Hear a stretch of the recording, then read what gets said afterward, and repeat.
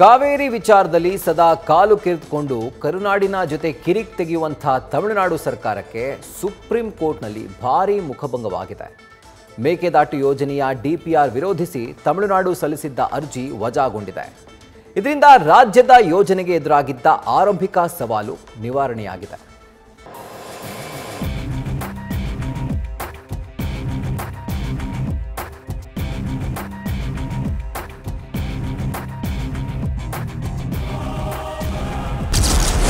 ಮೇಕೆದಾಟು ವಿಚಾರದಲ್ಲಿ ತಮಿಳುನಾಡಿಗೆ ಭಾರಿ ಮುಖಭಂಗ.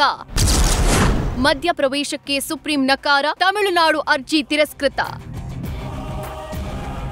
ಕಾವೇರಿ ಕನ್ನಡ ನಾಡಿನ ಜೀವನದಿ, ಹಳೆ ಮೈಸೂರು ಭಾಗದ ಜೀವನಾಡಿ. ಪ್ರತಿ ಮಳೆಗಾಲದಲ್ಲೂ ಅಪಾರ ಪ್ರಮಾಣದ ಕಾವೇರಿ ನೀರು ವ್ಯರ್ಥವಾಗಿ ಸಮುದ್ರದ ಪಾಲಾಗ್ತಾ ಇತ್ತು. ಹೀಗಾಗಿ ಹೆಚ್ಚುವರಿ ನೀರನ್ನ ಸದ್ಬಳಕೆ ಮಾಡಿಕೊಳ್ಳೋಕೆ ಕರ್ನಾಟಕ ಸರ್ಕಾರ ಮೇಕೆದಾಟು ಬಳಿ ಕಾವೇರಿ ನದಿಗೆ ಅಡ್ಡಲಾಗಿ ಅಣೆಕಟ್ಟು ಕಟ್ಟೋಕೆ ಯೋಜನೆ ರೂಪಿಸಿ ಡಿಪಿಆರ್ ಅನ್ನ ಸಿದ್ಧಪಡಿಸಿತ್ತು. ಇದರ ಬೆನ್ನಲ್ಲೇ ಕಾವೇರಿ ವಿಚಾರದಲ್ಲಿ ಸದಾ ಕಾಲು ಕೆರೆದುಕೊಂಡು ಖ್ಯಾತೆ ತೆಗೆಯೋ ತಮಿಳುನಾಡು ಮೇಕೆದಾಟು ವಿಚಾರಕ್ಕೂ ಅಡ್ಡಗಾಲ ಹಾಕಿತ್ತು ಹಾಗೂ ಯೋಜನೆ ವಿರೋಧಿಸಿ ಸುಪ್ರೀಂ ಕೋರ್ಟ್ ಮೆಟ್ಟಿಲೇರಿತ್ತು. ಆದ್ರೀಗ ತಮಿಳುನಾಡು ಸರ್ಕಾರಕ್ಕೆ ಸುಪ್ರೀಂ ಕೋರ್ಟ್ನಲ್ಲಿ ಭಾರಿ ಮುಖಭಂಗ ಆಗಿದೆ. ತಮಿಳುನಾಡು ಸಲ್ಲಿಸಿದ್ದ ಅರ್ಜಿಯನ್ನ ಸರ್ವೋಚ್ಚ ನ್ಯಾಯಾಲಯ ವಜಾಗೊಳಿಸಿದ್ದು, ಇದರಿಂದ ಕರ್ನಾಟಕಕ್ಕೆ ದೊಡ್ಡ ಗೆಲುವು ಸಿಕ್ಕಿದೆ.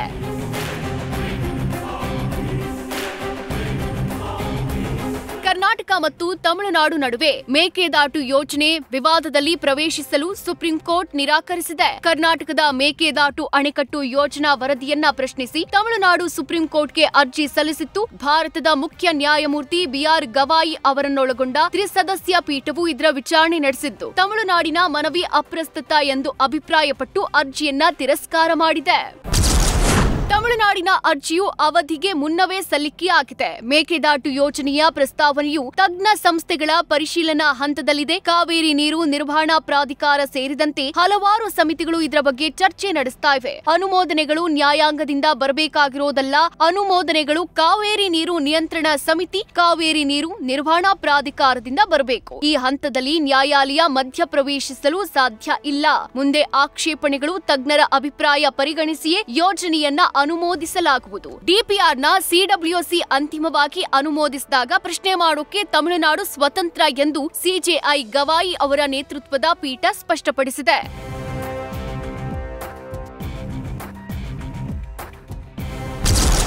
ಕರ್ನಾಟಕಕ್ಕೆ ನ್ಯಾಯ ಸಿಕ್ಕಿದೆ ಎಂದ ಡಿಸಿಎಂ ಡಿಕೆಶಿ. ಮೇಕೆದಾಟು ಯೋಜನೆಗಾಗಿ ಈಗಿನ ಡಿಸಿಎಂ ಡಿಕೆಶಿ ನಮ್ಮ ನೀರು ನಮ್ಮ ಹಕ್ಕು ಎಂದು ಈ ಹಿಂದೆಯೇ ಮೇಕೆದಾಟುವಿನಿಂದ ಬೆಂಗಳೂರಿನವರೆಗೆ ಪಾದಯಾತ್ರೆ ಮಾಡಿ ಚಂದ್ರ ಮನಗೆದ್ದಿದ್ರು. ಸದ್ಯ ಸುಪ್ರೀಂ ಕೋರ್ಟ್ನಲ್ಲಿ ರಾಜ್ಯದ ಮೇಕೆದಾಟು ಯೋಜನೆಗೆ ಗೆಲುವು ಸಿಕ್ಕಿದ್ದು, ಈ ಬಗ್ಗೆ ಪ್ರತಿಕ್ರಿಯಿಸಿರುವ ಡಿಸಿಎಂ ಡಿಕೆಶಿ, ಮೇಕೆದಾಟು ಕರ್ನಾಟಕದ ನ್ಯಾಯಯುತ ಯೋಜನೆ, ಕರ್ನಾಟಕಕ್ಕೆ ನ್ಯಾಯ ಸಿಕ್ಕಿದೆ ಅಂತ ಅಭಿಪ್ರಾಯಪಟ್ಟಿದ್ದಾರೆ. ನಮ್ಮ ನೀರು ನಮ್ಮ ಹಕ್ಕು. ತಮಿಳುನಾಡು ಏನು ಇವತ್ತಿದ್ದು ಒಂದು ಒಳ್ಳೆ ಸುದ್ದಿ ಬರ್ತಾ ಇದೆ. ನನ್ನ ಇವತ್ತು ಏನು ಡಿಸ್ಮಿಸ್ ಮಾಡಿದೆ ಅಂತ ಏನು ವರದಿ ಬಂದಿದೆ, ಸೊ ಕರ್ನಾಟಕಕ್ಕೆ ನ್ಯಾಯ ಸಿಕ್ಕಿದೆ ಅನ್ನೋದು ಒಂದು ನನಗೆ ಮಾಹಿತಿ ಬಂದಿದೆ. ಜನರ ಪ್ರಾರ್ಥನೆ, ಜನರ ಭಾವನೆ, ಜನರ ಕಷ್ಟ ಇದಕ್ಕೆಲ್ಲಕ್ಕೂ ಕೂಡ ಸ್ಪಂದಿಸಿದೆ ಅನ್ನೋದು ನನ್ನ ಅಭಿಪ್ರಾಯ.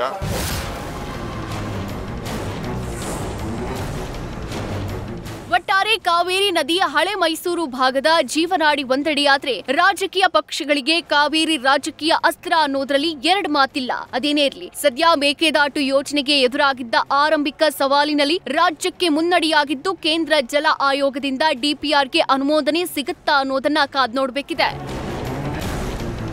Chandramohan, news first. News first ನಿರ್ಭೀತಿಯಿಂದ ನಿಮ್ಮ ಪರವಾಗಿ.